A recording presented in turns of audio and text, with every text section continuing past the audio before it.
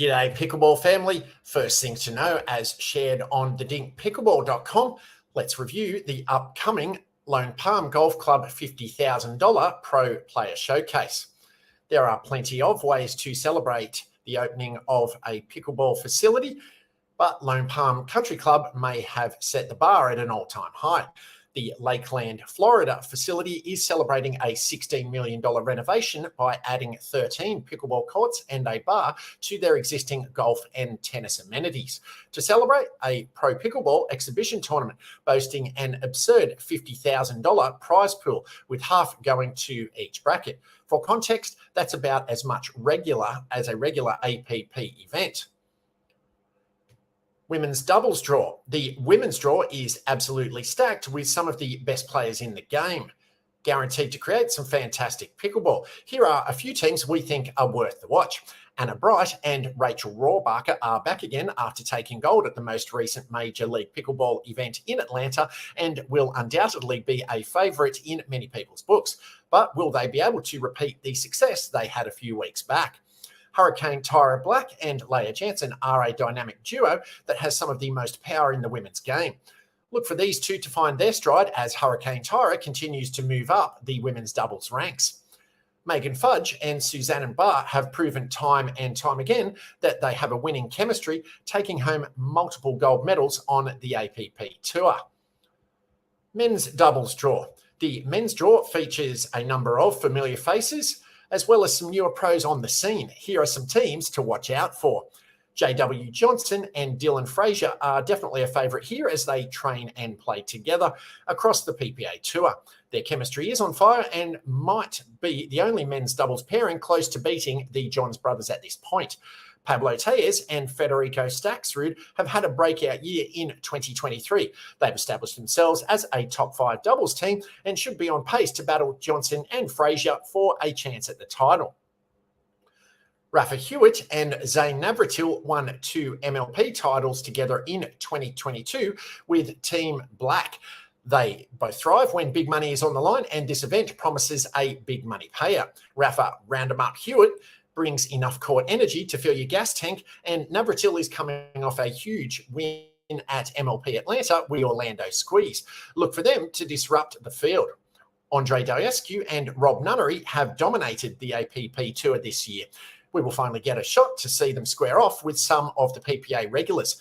An early round matchup with Hewitt and Navratil will be a good measuring stick for the team with 6 gold medals for the year. James Ignatowicz and Travis Rettenmeyer have the ability to keep up with any team on the draw, but there is a lack of experience in the partnership that could put them at a disadvantage. Let's hope they get hot at the right time to put on a show. Teddy Dupay and Ryan Sherry will represent for the home state Gators. Dupay was a standout for Billy Donovan's University of Florida basketball teams in the early 2000s. He will get the VIP treatment, playing alongside fellow Gator Ryan Sherry. This is a team that will definitely be fun to watch. And if you're finding this video fun, please be sure to dink that like button. Second thing to know, as shared on pickleballunion.com, how the power of pickleball can change lives. Darla Christensen and her family went through a harrowing incident 6 years ago that left them emotionally scarred. However, she used pickleball as a beacon of hope to help her through her troubling experience. Now, marking the anniversary of the Route 91 Harvest Festival shooting in Las Vegas, a tragic event that claimed numerous lives and left hundreds wounded, Christensen dedicates every day of the week to giving back through pickleball. This transformative journey has encompassed global travels, pickleball outreach initiatives, and countless hours devoted to acts of charity, redemption, and joy. All of this comes in the wake of a senseless shooting that forever altered Christensen's path. On October 1, 2017, Christensen, accompanied by her 2 sons, was working in a security detail for a music festival headlined by country star Jason Aldean. From a hotel room 32 floors above the concert, a gunman unleashed a hail of bullets upon the unsuspecting crowd below at the Mandalay Bay Casino. Christensen and her sons scrambled to assist and provide aid in the ensuing mayhem. Still, the ordeal left them grappling with emotional distress, PTSD, anxiety, and a reluctance to venture outdoors for several years. After 2 years, I was ready to begin venturing out. And then COVID hit, Christensen recounted. The entire city of Las Vegas was shut down for a year. I was in isolation for 3 years. Then I found pickleball. Fast forward to 2023, where pickleball fundamentally transformed Christensen's life. I engage in pickleball outreach every week. I offer complimentary lessons at the Plaza Hotel in Las Vegas every Saturday and organise events for children and families.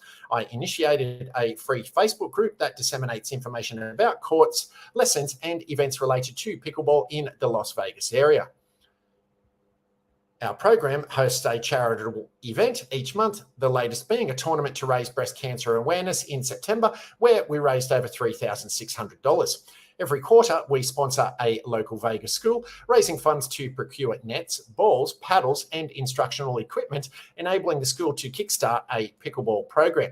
And the story doesn't end there. Months of diligent planning culminated in the opportunity to introduce pickleball to Bhutan. Alongside 5 other pickleball instructors, Christensen successfully raised over $45,000 to construct courts, as well as purchase shoes, socks, paddles, balls, nets, and various teaching equipment. They met with Bhutan's Olympic team, introducing them to the sport. We were granted permission to come to Bhutan because the governing body of Bhutan aims to bring joy and happiness to its people, Christensen disclosed. And pickleball undeniably delivers joy and happiness. In Bhutan, Christensen and her fellow instructors embarked on an extensive effort, passing on their pickleball skills at monasteries catering to abandoned and orphaned children. Here, they provided essentials to those with very little.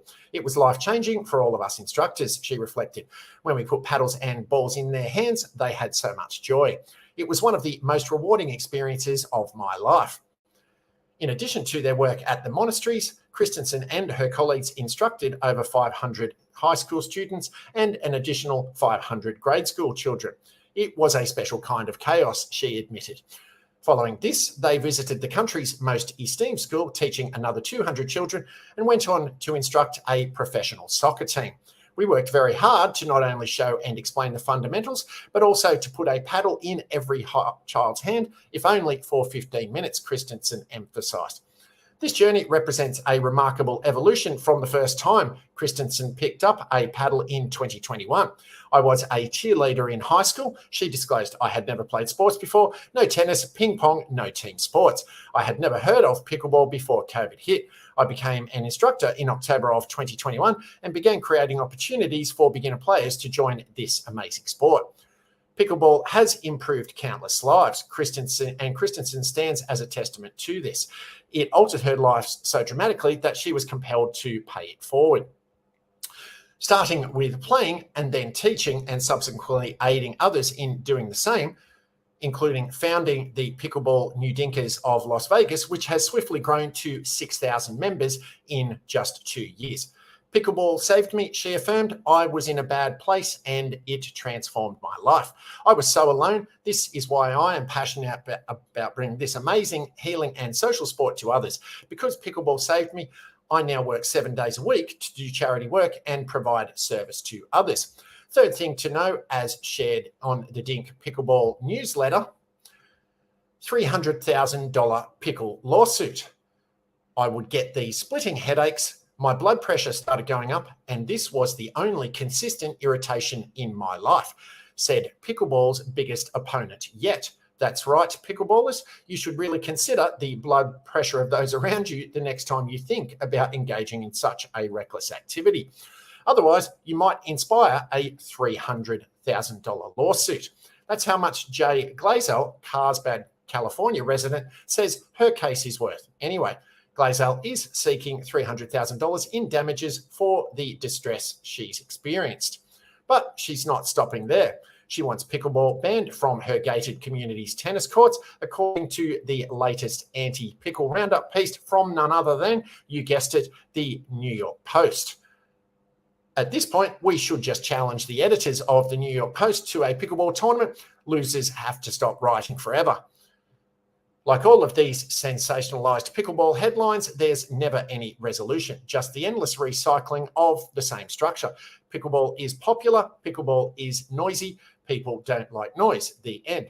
As far as we can tell, the litigation is ongoing between Glazell and her condo association.